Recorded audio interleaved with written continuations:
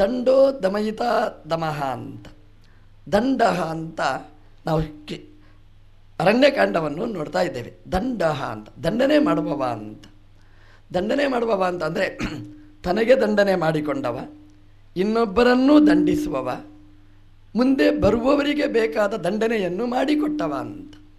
ಇದು ಒಂದೊಂದು ಅಂಶವನ್ನು ನಾವು ಗಮನಿಸಿದರೆ ಅದರಲ್ಲಿ ತಿಳ್ಕೊಳ್ಬೇಕಾದ ಅಂಶಗಳು ತುಂಬ ಇದೆ. ಸುಮ್ಮನೆ ಒಂದು ದಿಕ್ಸೂಚಿ ಮಾತ್ರ ಇಲ್ಲಿದೆ. ಸೀತಾದೇವಿ ಬಣ್ಣ ಬಣ್ಣದ ಜಿಂಕೆಯನ್ನು ನೋಡಿ ರಾಮನ ಹತ್ರ ನಿವೇದಿಸಿಕೊಳ್ತಾಳೆ, ಈ ಜಿಂಕೆ ಬೇಕು ನನಗೆ ಅಂತ. ಹೆಣ್ಮಕ್ಕಳಿಗೆ ಬಂಗಾರದ ಮೋಹ ತಪ್ಪೇನೂ ಅಲ್ಲ. ಸೀತಾದೇವಿದು ಬೇಕು ಅಂತ ಕೇಳ್ತಾಳೆ. ರಾಮದೇವರು ಅದರ ಬಗ್ಗೆ ಮಾಹಿತಿಯನ್ನು ನೀಡ್ತಾರೆ, ಎಚ್ಚರ ನೀಡ್ತಾರೆ. ಬಂಗಾರ ಆಗದೇ ಇದ್ದದ್ದನ್ನು ಅಂಗಾರವಾಗುವುದನ್ನು ಬಂಗಾರ ಅಂತ ಭ್ರಮಿಸಬೇಡಮ್ಮ ಅಂತ ರಾಮದೇವರು ಎಚ್ಚರ ಕೊಡ್ತಾರೆ. ಅದು ನಿಜವಾದ ಬಂಗಾರ ಅಲ್ಲ, ಮೋಸದ ಬಂಗಾರ ಇವತ್ತಿನ ಕಾಲದಲ್ಲೆಲ್ಲ, ಅವತ್ತಿನ ಕಾಲದಿಂದಲೇ ಇತ್ತು ಡ್ಯುಪ್ಲಿಕೇಟ್ ಬಂಗಾರ ಅಂತ. ಅದಕ್ಕೆ ಮಾರೀಚ ಒಂದು ಉದಾಹರಣೆ. ಜಿಂಕೆಯ ಬಣ್ಣ ಬಣ್ಣದ ಜಿಂಕೆಯ ವೇಷದಲ್ಲಿ ಬಂದ. ರಾಮದೇವರ ಹತ್ರ ಏನೂ ಕೇಳ್ಬೋದಿತ್ತು. ಸೀತಾದೇವಿ ತುಂಬ ಇಷ್ಟ, ಹಾಗಾಗಿ ಏನು ಕೇಳಿದ್ರೂ ಕೊಡ್ತಿದ್ದ. ಹೋಗಿ ಹೋಗಿ ಜಿಂಕೆ ಬೇಕು ಅಂತ ಕೇಳಿದ್ಲಲ್ಲ, ರಾಮದೇವರು ಹೇಳಿದರು, ಅಮ್ಮ ಇದು ಕೇಳಬೇಡ, ಬೇರೇನಾದರೂ ಕೇಳು ಕೊಡ್ತೇನೆ ಅಂತ.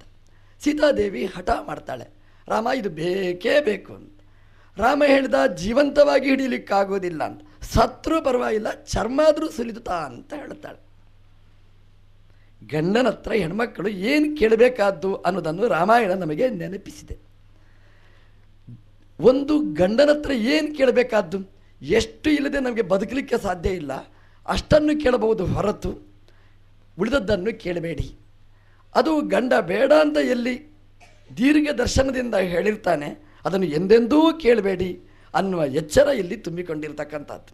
ಅದರಲ್ಲಿಯೂ ಕೂಡ ಗಂಡ ಅಂತ ಬಿಡಿ, ದೇವರ ಹತ್ರ ನಾವು ಏನು ಕೇಳಬೇಕಾದ್ದು, ಯಾವುದು ನಿಷಿದ್ಧ ಅದನ್ನು ಎಂದೂ ದೇವರ ಹತ್ರ ಕೇಳಬಾರದು. ದೇವರ ಹತ್ರ ಏನೂ ಅಂದರೆ ಏನೂ ಕೇಳಬಾರ್ದು. ನೋಡಿ, ಇಲ್ಲಿ ಸೀತಾದೇವಿ ಒಂದು ಉದಾಹರಣೆ. ಸೀತಾದೇವಿ ಅಜ್ಞಾನಿನೇ ಅಲ್ಲ. ಯಾಮ್ ಯಾಮ್ ಕರೋತಿ ಲೀಲಾಂ, ಭಗವಂತ ಏನು ಲೀಲೆಯನ್ನು ಮಾಡ್ತಾನೆ, ಅನುಕರೋತಿ ತಥೈವ ರಮಾಪಿ ದೇವಿ, ಲಕ್ಷ್ಮೀದೇವಿ ಅದನ್ನು ಅನುಕರಣೆ ಮಾಡುವವರು ಅಷ್ಟೇ. ಹಾಗಾಗಿ ಇಲ್ಲಿ ಅದನ್ನು ಬಿಟ್ಟುಬಿಡೋಣ. ಬಿಟ್ಟು ಲೌಕಿಕ ದೃಷ್ಟಿಯಿಂದ ನಾವು ನೋಡಿದರೆ ಸೀತಾದೇವಿ ರಾಮದೇವತ್ರ ಕೇಳುವುದು ಈ ಲೌಕಿಕವಾದ ವಸ್ತುವನ್ನು. ಅದು ಜಿಂಕೆ ಬಂಗಾರದ್ದೇ ಇರಲಿ ಅದನ್ನು ಕೇಳಬಾರ್ದು, ದೇವರ ಹತ್ರ ಕೇಳಬಾರ್ದು ಅಂತ. ಯಾಕೆ ಅಂತಂದರೆ ದೇವರಿಗೆ ಗೊತ್ತಿದು ಇವರಿಗೆ ಏನು ಬೇಕು ಏನು ಬೇಡ ಅಂತ. ಯಾವುದು ದೇವರು ಹೇಳಿದ ಇದು ನಿನಗೆ ಬೇಡ ಅಂತ, ಆದರೂ ಬೇಕು ಅಂತ ಹಠ ಹಿಡಿತಾಳೆ ಸೀತಾದೇವಿ. ಯಾವುದು ನಮಗೆ ಬೇಡ, ಯಾವುದು ದೇವರು ಬೇಡ ಹೇಳ್ತಾನೆ ಅದನ್ನು ಕೇಳಬೇಡಿ ಅನ್ನೋದನ್ನು ರಾಮಾಯಣ ಒತ್ತು ಕೊಟ್ಟಿದೆ. ಅಲ್ಲ, ದೇವರು ಯಾವುದನ್ನು ಬೇಕು ಅಂತ ಹೇಳ್ತಾನೆ, ದೇವರು ಯಾವುದನ್ನು ಬೇಡ ಅಂತ ಹೇಳ್ತಾನೆ, ನಾವು ಹೇಗೆ ತೀರ್ಮಾನ ಮಾಡಬೇಕು? ಶ್ರುತಿ ಸ್ಮೃತಿ ಹರೇ ರಾಜ್ಞೆ, ಭಗವಂತನ ಆಜ್ಞೆ. ಶ್ರುತಿಗಳು ಸ್ಮೃತಿ ಗ್ರಂಥಗಳು ನಮ್ಮ ಹಿರಿಯರು ಮಾಡಿಕೊಟ್ಟ ತೋರಿಸಿಕೊಟ್ಟ ಎಲ್ಲ ಶಾಸ್ತ್ರಗಳ ದಿಕ್ಪಥಗಳು, ಇದೆಲ್ಲ ಭಗವಂತನದ್ದೇ ಮಾತು, ಭಗವಂತನದ್ದೇ ಆಜ್ಞೆ. ಆದ್ದರಿಂದ ಅಲ್ಲಿ ಯಾವುದನ್ನು ಕೇಳಿ ಅಂತ ಹೇಳ್ತಾರೆ ಅದನ್ನು ದೇವರ ಹತ್ರ ಕೇಳಬಹುದು, ಯಾವುದನ್ನು ಕೇಳಬೇಡಿ ಅಂತ ಹೇಳ್ತಾರೆ ಅದನ್ನು ಕೇಳಬೇಡಿ ಅಂತ. ಅದರಿಂದ ದೇವರ ಹತ್ರ ಅನುಗ್ರಹವನ್ನು ಕೇಳಬಹುದು ಅಷ್ಟೇ. ಅನುಗ್ರಹಸ್ಥೆ ಮೈಚೈವ ಮೇವ, ದೇವರ ಅನುಗ್ರಹವನ್ನು ಕೇಳಿದರೆ ಸಾಕು. ಅನುಗ್ರಹದಲ್ಲಿ ಎಲ್ಲವೂ ಬಂದಿರ್ತದೆ. ಅದಕ್ಕಿಂತ ಹೆಚ್ಚಿನದ್ದನ್ನು ಕೇಳಬೇಡಿ. ಸೀತಾದೇವಿ ಅದಕ್ಕಿಂತ ಹೆಚ್ಚಿನದನ್ನು ಕೇಳಿದ್ಲು. ನನಗೆ ಬಂಗಾರ ಬೇಕು, ಜಿಂಕೆ ಬೇಕು ಅಂತ ಬಯಸಿದ್ಲು, ಸುಳ್ಳೋ ಬೇರೆ. ಆದರೆ ಬಂಗಾರವಾಗಿದ್ದರೂ ಅದನ್ನು ದೇವರ ಹತ್ರ ಕೇಳಬಾರದು. ಕೇಳಿದರೆ ಏನಾಗುತ್ತೆ? ರಾಮಾಯಣ ಅದರ ಫಲಶ್ರುತಿ ಹೇಳಿತು, ದೇವರು ಕೊಡಲಿಕ್ಕೆ ಹಿಂಜರಿಯುವುದಿಲ್ಲ, ದೇವರು ಕೊಟ್ಟೇ ಕೊಡ್ತಾನೆ. ಆದರೆ ಜೀರ್ಣಿಸಿಕೊಳ್ಳಲಿಕ್ಕೆ ನಮಗಾಗುವುದಿಲ್ಲ. ದೇವರು ಅದನ್ನು ಕೊಡಲಿಕ್ಕೆ ಅಂತ ಹೊರಟ್ರೆ ನಮಗೆ ಅದನ್ನು ಪಡೆಯುವ ಅರ್ಹತೆ ಇಲ್ಲ. ನಮಗೆ ಅದರಲ್ಲಿ ಇನ್ನೊಂದು ಅನರ್ಥ ಇದೆ. ಅಂದರೆ ಸಕಾಮ ಕರ್ಮದಲ್ಲಿ ಇರತಕ್ಕಂತಹ ದೋಷವನ್ನು ರಾಮಾಯಣ ಎತ್ತಿ ಹಿಡಿದೆ. ನಾವು ದೇವರ ಹತ್ರ ಎಲ್ಲ ಕೆಲಸ ಮಾಡ್ತೇವೆ, ಅದು ಕೊಡು ಇದು ಕೊಡು, ದೇವರು ಕೊಡಬಹುದು. ಆದರೆ ನಮಗದು ಬೇಕೋ ಬೇಡವೋ ಅನ್ನುವ ಪ್ರಶ್ನೆ ಅಲ್ಲಿದೆ. ಆದ್ದರಿಂದ ಅದನ್ನು ಕೇಳಬೇಡಿ ಅನ್ನುವ ಎಚ್ಚರವನ್ನು ರಾಮಾಯಣ ನಮಗೆ ನೀಡಿದೆ ಅಂತ. ನೋಡಿ, ದೇವರು ನಮ್ಮ ಎದುರು ಬಂದಿದ್ದಾನೆ ಅಂತ ಇಟ್ಕೊಳ್ಳಿ, ನಮ್ಮ ಎದುರೇ ಕೂತಿರ್ತಾನೆ ನಮ್ಮ ದೇವರು. ದೇವರ ಹತ್ರ ಇದನ್ನು ತಂದು ಕೊಡು ಅಂತಂದರೆ ತಂದು ಕೊಡಲಿಕ್ಕೋಸ್ಕರ ದೇವರು ಹೋಗಬೇಕು ನೋಡಿ. ನಮ್ಮ ಎದುರಿದ್ದ ದೇವರನ್ನು ಕಳುಹಿಸುವುದು ನ್ಯಾಯನಾ? ಇದು ಅನಂತರದ ಪ್ರಶ್ನೆ. ದೇವರು ನಮ್ಮ ಎದುರೇ ಇದ್ದಾನೆ, ನಮ್ಮ ಕಾಯಲಿಕ್ಕೆ ನಮ್ಮ ಮನೆಯೊಳಗೇ ಕೂತಿದ್ದಾನೆ. ದೇವರೇ ಅದನ್ನು ತಂದುಕೊಡು, ಇದನ್ನು ತಂದುಕೊಡು ಅಂತ ಕೇಳಿದರೆ ದೇವರನ್ನು ನಮ್ಮ ಮನೆಯಿಂದ ನಾವೇ ಹೊರಗೆ ಅಟ್ಟಿದ ದೋಷ ನಮಗೆ ಬರುವುದಿಲ್ವಾ? ಇದು ನಾವು ಚಿಂತನೆ ಮಾಡಬೇಕಾದ್ದು. ಸೀತಾದೇವಿಯ ಈ ಮಾತಿನ ಭಿನ್ನಹದ ಹಿನ್ನೆಲೆಯಲ್ಲಿ ದೇವರಲ್ಲಿ ನಾವು ಭಿನ್ನಹ ಮಾಡುವಾಗ ದೇವರು ನಮ್ಮಿಂದ ದೂರ ಸರಿಯುವ ಪ್ರಾರ್ಥನೆ, ನಿವೇದನೆ, ಕಾರ್ಯಕ್ರಮಗಳು ನಮ್ಮದಾಗಬಾರದು. ದೇವರು ಸನಿಹಕ್ಕೆ ಬರುವುದನ್ನು ಕೇಳಬೇಕೇ ಹೊರತು ದೇವರನ್ನು ದೂರ ಮಾಡುವ ಕಾರ್ಯಕ್ರಮ ನಮ್ಮದಾಗಬಾರದು. ಪ್ರಾಯಶಃ ದೇವರ ಹತ್ರ ಚಂದ್ರಮಂಡಲದಲ್ಲಿ ಇದನ್ನು ತಂದುಕೊಡು ಅಂತ ನಾವು ಕೇಳುವುದು ಅನ್ಯಾಯ, ಬೇರೆ ಲೋಕದಲ್ಲಿದ್ದದನ್ನು ತಂದುಕೊಡು ಅಂತ ಕೇಳುವುದು ಅನ್ಯಾಯ. ಯಾವುದು ನಮಗೆ ಯೋಗ್ಯ ಅದನ್ನು ಕೊಡು ಅಂತ ನಾವು ಕೇಳಬೇಕು ಅನ್ನುವುದನ್ನು ನಾವು ಗಮನಿಸಬೇಕಾದ್ದು. ದೇವರು ಹೊರಟ, ದೂರಕ್ಕೆ ಸರಿದ. ಆದರೆ ದೇವರ ಜವಾಬ್ದಾರಿ ಎಷ್ಟು ಇರ್ತದೆ ನೋಡಿ. ನಾನೇ ಅಮ್ಮ ನಿನ್ನನ್ನು ಕಾಯ್ತೇನೆ ಅಂತ ದೇವರು ಇದ್ದ.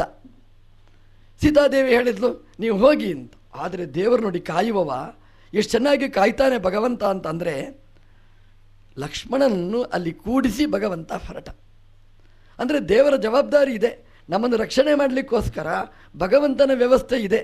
ಯಾರು ರಕ್ಷಣೆ ಮಾಡ್ತಾರೆ ಅಂತಂದರೆ, ಕಣ್ಣನ್ನು ಕೊಟ್ಟ ದೇವರು ರೆಪ್ಪೆಯನ್ನು ಇಟ್ಟ ಹಾಗೆ, ಕಿವಿಯನ್ನು ಕೊಟ್ಟ ದೇವರು ಕಿವಿಗೊಂದು ಮುಚ್ಚಳ ಕೊಟ್ಟ ಹಾಗೆ, ಬಾಯಿಯನ್ನು ಕೊಟ್ಟ ದೇವರು ಮುಚ್ಚಲಿಕ್ಕೆ ಬೇಕಾದ ವ್ಯವಸ್ಥೆ ಕೊಟ್ಟ ಹಾಗೆ, ಹೊಟ್ಟೆಯೊಳಗೆ ಎಲ್ಲವನ್ನು ಇಟ್ಟು ಅದನ್ನು ರಕ್ಷಣೆ ಮಾಡಿದ ದೇವರಿಗೆ ಎಲ್ಲೆಲ್ಲಿ ಯಾರ್ಯಾರನ್ನು ಕೊಡಬೇಕು ಅನ್ನೋದು ಗೊತ್ತೇ ಇದೆ.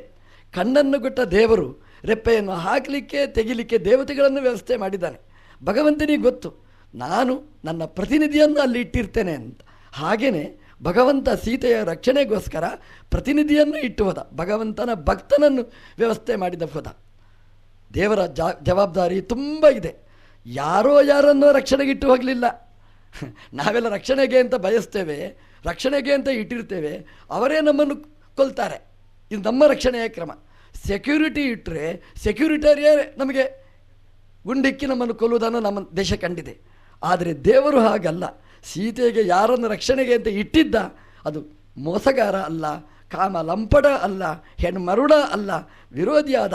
ಅದನ್ನು ರಕ್ಷಣೆ ಮಾಡಲಿಕ್ಕೋಸ್ಕರ ಒಳ್ಳೆಯ ವ್ಯವಸ್ಥೆ ಮಾಡಿದ್ದ. ಸೀತಾದೇವಿ ಅದನ್ನು ದೂರ ಮಾಡಿದ್ಲು ನೋಡಿ. ಇದು ತಪ್ಪು ಅಂತ ರಾಮಾಯಣ ಹೇಳುತ್ತೆ.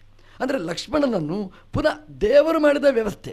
ಒಂದು ರೀತಿ ನೋಡಿದರೆ ತದ್ಭಕ್ತ ದ್ವೇಷ ಏವಚ ಅಂತ. ನಿಂದೆ ಲಕ್ಷ್ಮಣನಿಗೆ ನಿಂದೆ ಲೋಕದೃಷ್ಟಿ. ಇದು ಸೀತಾದೇವಿಯಲ್ಲಿ ಮರ್ತುಬಿಡಿ, ದೇವರು ಅಂತ ಮರ್ತುಬಿಡಿ. ಲೋಕದೃಷ್ಟಿಯಿಂದ ನಾವು ನೋಡಿದರೆ ಸೀತಾದೇವಿ ಲಕ್ಷ್ಮಣನನ್ನು ತುಚ್ಛ ಶಬ್ದದಿಂದ ಬೈತಾಳೆ.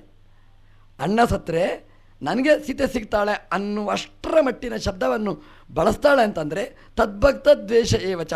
ತನ್ನನ್ನು ರಕ್ಷಣೆ ಮಾಡಲಿಕ್ಕೆ ನಿಂತಿರ್ತಕ್ಕಂಥವನನ್ನು ತನ್ನನ್ನು ಸಂಹಾರ ಮಾಡಲಿಕ್ಕೆ ತನ್ನ ವಿರೋಧಿ ಕಾಮಲಂಪಟ ಅಂತ ಚಿಂತನೆ ಮಾಡಿದರೆ ತದ್ಭಕ್ತ ದ್ವೇಷ ಏವಚ ಅಂತ ಭಗವಂತನ ಭಕ್ತರ ದ್ವೇಷದಲ್ಲಿ ಪರ್ಯವಸಾನ ಆಯಿತು. ಹೇಗೆ ಭಗವಂತನ ವಿರೋಧ ತಪ್ಪು, ಭಗವಂತನ ಭಕ್ತರ ವಿರೋಧನೂ ಕೂಡ ಅಷ್ಟೇ ತಪ್ಪು. ನಮ್ಮಲ್ಲಿ ಇಂಥದ್ದು ನಡೀತದೆ, ದಿನನಿತ್ಯ ನಡೀತದೆ. ನಾವು ದೇವರನ್ನು ಬೈಯುವುದಿಲ್ಲ, ದೇವರ ಭಕ್ತರನ್ನು ವಿರೋಧಿಸ್ತೇವೆ. ಯಾರ ಬಗ್ಗೆಯೂ ನೀವು ತಪ್ಪು ಅನ್ನುವ ಭಾವನೆ ಹೊರಿಸಬೇಡಿ. ನಮ್ಮದೋ ಎಲ್ಲಿಯೋ ಒಂದು ಮೂಲದಲ್ಲಿ ನಮ್ಮ ತಪ್ಪಿದೆ ಅನ್ನೋದನ್ನು ನಾವು ಮರೀಬಾರದು. ಲಕ್ಷ್ಮಣನನ್ನೂ ಓಡಿಸ್ತಾಳೆ. ರಾಮದೇವರು ದೂರಕ್ಕೆ ಸರಿದು ನಿಂತರು. ಬಂಗಾರವನ್ನು ತರಲಿಕ್ಕೆ ಅಂತ ಹೊರಟರು. ಏನಾಯಿತು ಫಲಶ್ರುತಿ? ದೇವರ ಹತ್ರ ನಾವು ಏನೋ ಕೇಳಿದ್ದಕ್ಕೆ ಯಾರೋ ಬಂದು ನಮ್ಮನ್ನು ಅಪಹರಿಸ್ತಾರೆ. ಸಕಾಮ ಕರ್ಮದ ಫಲಶ್ರುತಿ ಹೀಗಿರ್ತದೆ. ದೇವರ ಹತ್ರ ಯಾವುದೋ ಒಂದು ಬೇಕು ಅಂತ ಬಯಸಿದರೆ ಯಾವುದೋ ಅದಕ್ಕಿಂತ ಪ್ರಬಲವಾಗಿರ್ತಕ್ಕಂತಹ ಶತ್ರು ನಮ್ಮನ್ನು ಹೈಜಾಕ್ ಮಾಡತಕ್ಕಂತಹ ಪ್ರಸಂಗ ನಮ್ಮಲ್ಲಿದೆ ಅನ್ನೋದನ್ನು ನಾವಿಲ್ಲಿ ನೆನಪಿಸಿಕೊಳ್ಳಬೇಕಾದ್ದು. ರಾಮದೇವರು ಸಂಹಾರ ಮಾಡ್ತಾನೆ ಮಾರೀಚನನ್ನು. ಮಾರೀಚ ಭಗವಂತನಿಂದಲೇ ದೂರಕ್ಕೆ ಕ್ಷಿಪ್ತನಾದವ. ಮಾರೀಚನನ್ನು ಭಗವಂತ ಅಸ್ತ್ರ ಪ್ರಯೋಗ ಮಾಡಿ ಮಾರೀಚನನ್ನು ಕೆಳಗೆ ಉರುಳಿಸ್ತಾನೆ. ಸಾಯುವ ಕಾಲಕ್ಕೆ ಸೀತೆ ಅಂತ ಲಕ್ಷ್ಮಣ ಅಂತ ಹೇಳಿ ಸಾಯ್ತಾನೆ. ನಾವು ನೀನು ನೋಡಿದ್ದೇವೆ ಇದನ್ನು. ಮತ್ತೊಮ್ಮೆ ಚೂರು ಅದನ್ನು ಚಿಂತನೆ ಮಾಡೋಣ. ಸೀತೆ ಅಂತ ಸ್ಮರಣೆ ಮಾಡಿದ. ಸಾಯುವ ಕಾಲಕ್ಕೆ ಸ್ಮರಣೆ ಮಾಡಬೇಕು, ಒಳ್ಳೆಯ ಶಬ್ದಗಳು ಬರಬೇಕು. ಒಂದು ರೀತಿ ನೋಡಿದರೆ ಮಾರೀಚನ ಬಾಯಲ್ಲಿ ಬಂದ ಶಬ್ದ ಒಳ್ಳೆಯ ಶಬ್ದಗಳೇ. ಭಾಗ್ಯದ ಲಕ್ಷ್ಮೀ ಬಾರಮ್ಮ ಅಂತಲೇ ಕರೆದದ್ದವನು, ದಾಸರ ಹಾಡೇ ಹಾಡಿದ್ದು. ಆದರೆ ಕೊನೆಯದ್ದೊಂದು ಪಲ್ಲವಿ ಮಾತ್ರ ಬಿಟ್ಟ, ಪುರಂದರ ವಿಠಲನ, ಅದು ಮರೆತು ಬಿಟ್ಟ. ಅದು ಬಿಟ್ಟು ಬರೀ ಲಕ್ಷ್ಮಿಯನ್ನು ಮಾತ್ರ ಅಪೇಕ್ಷೆ ಮಾಡಿದ, ಸೀತೆ ಅಂತ ಕರೆದ. ಅದು ತಪ್ಪು ಅಂತ ಹೇಳಿತು ರಾಮಾಯಣ. ನಮಗೆ ಕೊನೆ ಕಾಲಕ್ಕೆ ಯಾವುದೇ ಕೆಟ್ಟ ಆಲೋಚನೆ ಮಾಡಬಾರ್ದಂತೆ. ನಮ್ಮಲ್ಲಿ ಟೆಸ್ಟ್ ಅಂತಿದೆ, ಆ್ಯನ್ಯುವಲ್ ಟೆಸ್ಟ್ ಅಂತಿದೆ. ಮಾರ್ಕ್ ಹಾಕುವುದು ಕೊನೆಯ ಪರೀಕ್ಷೆಗೆ, ಮಂತ್ಲಿ ಟೆಸ್ಟಿಗೆ ಅಲ್ಲ. ಈಗೆಲ್ಲ ಹಾಗಲ್ಲ, 1ನೇ ಕ್ಲಾಸು 2ನೇ ಕ್ಲಾಸು ಅಲ್ಲಲ್ಲ, ಕೊನೆಗೆ 8, 9, 10, 9ನೇ ಕ್ಲಾಸಲ್ಲಿ ಆಗುವಾಗ ಪಾಸ್ ಫೈಲ್ ತೀರ್ಮಾನ ಮಾಡೋದು. ನಮ್ಮದು ಇವತ್ತು ಏನು ಸ್ಮರಣೆ ಮಾಡ್ತೇವೆ ಅದು ಮುಖ್ಯ ಅಲ್ಲ, ಕೊನೇ ಕಾಲಕ್ಕೆ ಆ್ಯನ್ಯುವಲ್ ಟೆಸ್ಟ್. ಅಂದರೆ ಈ ಶರೀರ ಬಿಡುವಾಗ ನಾವು ಏನು ಚಿಂತನೆ ಮಾಡ್ತೇವೆ, ದೇವರು ಪೆನ್ನು ಕಾಗದ ಹಿಡ್ಕೊಂಡು ತಯಾರಾಗಿ ಕೂತಿರ್ತಾನೆ ಅಂತ. ದೇವರು ಮಾರ್ಕ್ ಹಾಕೋದು ಇವತ್ತೆಷ್ಟು ರಾಮನಾಮ ಹೇಳಿದ್ದೆ ಅದಕ್ಕಲ್ಲ, ಆ ಕೊನೇ ಕಾಲಕ್ಕೆ. ಅಂದರೆ ಪ್ರಾಣ ಉತ್ಕ್ರಮಣ ಆಗುವಾಗ, ಅಂದರೆ ಈ ದೇಹವನ್ನು ಬಿಟ್ಟು ಇನ್ನೊಂದು ದೇಹಕ್ಕೆ ಹೋಗುವಾಗ ಏನು ನೆನಪಿಸ್ತೇವೆ ದೇವರು ಮಾರ್ಕ್ ಹಾಕೋದು ಅದಕ್ಕೆ ಅಂತ. ಅಂದರೆ ಈ ದೇವರನ್ನು ಸ್ಮರಣೆ ಮಾಡೋದು ಬೇಡ ಅಂತ ಅದಕ್ಕೆ ಅರ್ಥ ಅಲ್ಲ. ಯಾಕೆಂದರೆ ಇದೆಲ್ಲ ಅದಕ್ಕೆ ಕಾರಣ. ಸಂಸ್ಕಾರ ಗಟ್ಟಿಯಾಗಬೇಕು. ಇವತ್ತೇ ನೆನಪಿಲ್ಲ ಅಂದರೆ ಸಾಯುವಕಾಲಕ್ಕೆ ನೆನಪು ಬರ್ತೀರಿ. ಲಕ್ಷ ವೈದ್ಯರು ಇರಲಾಗಿ, ಬಂಧು ಬಳಗದವರು ಇರಲಾಗಿ ನೆನಪಾಗುವುದೇ ಇಲ್ಲ ನಮಗೆ. ಏನೇನೋ ನೆನಪಾಗಿ ಬಿಡ್ತೇನೆ ನಮಗೆ. ಮೊಬೈಲಲ್ಲಿ ಉಂಟು ನಂದೊಂದು ಕೇಳಿ ಸತ್ತೇ ಹೋಗ್ತಾನೆ. ಸಾಯುವ ಕಾಲಕ್ಕೆ ನೆನಪಾಗಬೇಕಾಗಿರ್ತಕ್ಕಂಥದ್ದು ಇದು ಮುಖ್ಯ. ಅಂತಕಾಲೇ ವಿಶೇಷ. ಎಂಬಾವ ಸ್ಮರಣೀಯಾತಿ ತ್ಯಜತಿ ಅಂತೆ ಕಲೇವರಂ ತಂ ತಮೈವೇತಿ ಕೌಂತೇಯ ಸದಾ ತದ್ಭಾವ ಭಾವಿತಃ. ಅಂದರೆ ಕೊನೆಯ ಕಾಲಕ್ಕೆ ಏನು ನೆನಪಿಸ್ತೇವೆ ಅದು ನಮಗೆ ಭಗವಂತ ಕೊಡ್ತಾನೆ. ದೇವರು ದೊಡ್ಡ ಕರುಣಾಳ್ರಿ. ನಾವು ಹೇಳ್ತೇವೆ ದೇವರು ನಾವು ಕೇಳಿದ್ದು ಏನು ಕೊಟ್ಟ ಅಂತ. ಕೃಷ್ಣ ಹೇಳ್ತಾನೆ, ನಾನು ನೀನು ಕೇಳಿದ್ದನ್ನು ಕೊಡ್ತೇನೆ ಖಂಡಿತ, ಆದರೆ ಕೇಳುವಾಗ ಆಲೋಚನೆ ಮಾಡು ಅಂತ. ನಾವು ಹೇಳ್ತೇವೆ ಮಕ್ಕಳಿಗೆ, ಅಪ್ಪ ನೋಡು ಆಲೋಚನೆ ಮಾಡಿ ಕೇಳು ಅಂತ. ದೇವರು ಎಷ್ಟು ಅವಕಾಶ ಕೊಡ್ತಾನೆ ವಿಚಾರ ಮಾಡಲಿಕ್ಕೆ ಅಂತಂದರೆ, ಒಂದು ದಿನ ಅಲ್ಲ, ಒಂದು ತಿಂಗಳಲ್ಲ, ಒಂದು ವರ್ಷ ಅಲ್ಲ, ಒಂದು ಜನ್ಮ ನಮಗೆ ಕೊಡ್ತಾನೆ.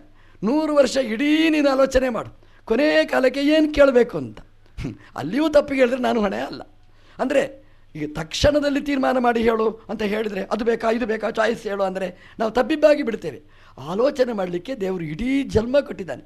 ಕೊನೆಯ ಕಾಲಕ್ಕೆ ನಾವು ಸ್ಮರಣೆ ಮಾಡಬೇಕು. ದೇವರ ಇದು ಅಂತ ಹೇಳಿದ್ರೆ ತಕ್ಷಣ ಆಯಿತು ಅಂತ ಭಗವಂತ ನಮಗೆ ಕೊಡ್ತಾನೆ ಅಂತೆ. ಹಾಗಾಗಿ ಆ ಕೊನೆಯ ಕಾಲದಲ್ಲಿ ಅಂದರೆ ಶರೀರ ಬಿಡುವಾಗ ನಾವು ಏನು ನೆನಪಿಸ್ತೇವೆ ಅದಕ್ಕೆ ಭಗವಂತ ಸ್ಪಂದಿಸ್ತಾನೆ, ಈಗದ್ದಕ್ಕಲ್ಲ ಅನ್ನೋದನ್ನು ನೋಡಿದರೆ ಭಗವಂತ ಎಷ್ಟು ದೀರ್ಘದರ್ಶಿ ಅನ್ನೋದನ್ನು ನಾವು ಚಿಂತನೆ ಮಾಡಬೇಕಾದ್ದು. ಮಾರೀಚ ಸಾಯುವ ಕಾಲಕ್ಕೆ ಕೇಳಿದ, ಸೀತೆಯನ್ನು ಕೇಳಿದ, ಲಕ್ಷ್ಮಣ ಅಂತ ನೆನಪಿಸಿದ. ಎರಡೂ ದೇವರೇ, ಲಕ್ಷ್ಮಣನೂ ಶೇಷ, ಸೀತಾದೇವಿಯು ಸಾಕ್ಷಾತ್ ಮಹಾಲಕ್ಷ್ಮಿ ನೆನಪಿಸಿದ. ಆದರೆ ರಾಮಾಯಣ ಹೇಳಿತು ಸೀತೆಯನ್ನು ನೆನಪಿಸುವುದಲ್ಲ, ಸೀತಾಪತಿಯಾದವನನ್ನು ನೆನಪಿಸು. ನಾರಾಯಣ ಸಹಿತನಾದ ದೇವರನ್ನು ಸ್ಮರಣೆ ಮಾಡು. ಬರೀ ಲಕ್ಷ್ಮಿಯನ್ನು ಸ್ಮರಣೆ ಮಾಡಬೇಡ, ಬರೀ ಶೇಷನನ್ನು ಸ್ಮರಣೆ ಮಾಡಬೇಡ. ಕೊನೆ ಕಾಲಕ್ಕೆ ಸ್ಮರಣೆ ಮಾಡಬೇಕಾದ್ದು ಭಗವಂತನನ್ನು ಅನ್ನುವ ಎಚ್ಚರ ನಮಗೆ ರಾಮಾಯಣ ನೀಡಿದೆ. ಮಾರೀಚ ಅದು ದುಡ್ಡನ್ನು ಪ್ರಾರ್ಥನೆ ಮಾಡಿದ, ದುಡ್ಡು ರಕ್ಷಣೆ ಮಾಡುವ ಸರ್ಪನನ್ನು ನೆನಪಿಸಿಕೊಂಡ, ಸತ್ತ, ದುರ್ಗತಿಯನ್ನು ಪಡೆದ. ಅದರಿಂದ ಕೊನೆ ಕಾಲಕ್ಕೆ ನಾವು ಚಿಂತನೆ ಮಾಡಬೇಕಾದ ಅಂಶ ಏನು ಅನ್ನೋದನ್ನು ರಾಮಾಯಣ ನಮಗೆ ನೆನಪಿಸಿದೆ. ಅದರಿಂದ ಮಾರೀಚ ಒಳ್ಳೆಯವನೋ ಕೆಟ್ಟವನೋ ತೀರ್ಮಾನ ಮಾಡಿದ್ದು ಅವನ ಸಾವಿನ ಹಿನ್ನೆಲೆಯಲ್ಲಿ ನಾವು ಚಿಂತನೆ ಮಾಡಬೇಕಾದ್ದು, ಅವನ ಬದುಕಿನ ಹಿನ್ನೆಲೆಯಲ್ಲಿ ಅಲ್ಲ. ಬದುಕಿನಲ್ಲಿ ಮಾರೀಚ ಜೀವನದುದ್ದಕ್ಕೆ ಸಾಗರದ ಪಕ್ಕದಲ್ಲಿ ಗೋಕರ್ಣ ಕ್ಷೇತ್ರದಲ್ಲಿ ಪವಿತ್ರವಾದ ಜಾಗದಲ್ಲಿ ಕಣ್ಣು ಮುಚ್ಚಿ ಮೂಗು ಹಿಡಿದು ಪ್ರಾಣಾಯಾಮ ಮಾಡಿ ಇಡೀ ಜಪ ಮಾಡಬಹುದು. ಅವನಿಗೆ ಮಾರ್ಕ್ ಬೀಳಲೇ ಇಲ್ಲ. ಮಾರ್ಕ್ ಬಿದ್ದದ್ದು ಎಲ್ಲಿ ಅಂದರೆ ಕೊನೆಯ ಕಾಲಕ್ಕೆ ರಾಮನ ವಿರೋಧಿಯಾಗಿ ರಾಮ ಎದುರು ನಿಂತರೂ ರಾಮನನ್ನು ಸ್ಮರಣೆ ಮಾಡದೆ ಯಾವುದೋ ಲೌಕಿಕ ಭೌತಿಕ ವಸ್ತುವಿಗೆ ಮರುಳಾಗಿ ಜೀವ ಬಿಟ್ಟ 0 ಮಾರ್ಕ್ ಅಂತ ರಾಮಾಯಣ ನೆನಪಿಸುತ್ತೆ ನಮಗೆ. ಇದು ನಮಗೆ ಎಚ್ಚರ ಕೊಟ್ಟಿರ್ತಕ್ಕಂಥದ್ದು. ನಾವು ಏನು ಚಿಂತನೆ ಮಾಡಬೇಕು, ಏನು ಚಿಂತನೆ ಮಾಡಬಾರದು. ಮಾರೀಚನ ಇಡೀ ಬರಡು ಜೀವನ ಹೀಗಿದೆ, ನಮ್ಮದು ಹಾಗಾಗಬಾರದು ಮಾರೀಚ ಅಂತ ಇದು ಕೆಟ್ಟ ಚಿಂತನೆಯನ್ನು ನಾವು ಬಿಡಬೇಕು ಅನ್ನೋದನ್ನು ರಾಮಾಯಣ ದಂಡ ಅಂದರೆ ನಮ್ಮ ಮನೋದಂಡನೆ ನಾವು ಮಾಡಬೇಕು ಅನ್ನುವ ಚಿಂತನೆಯನ್ನು ರಾಮಾಯಣ ನೀಡಿದೆ.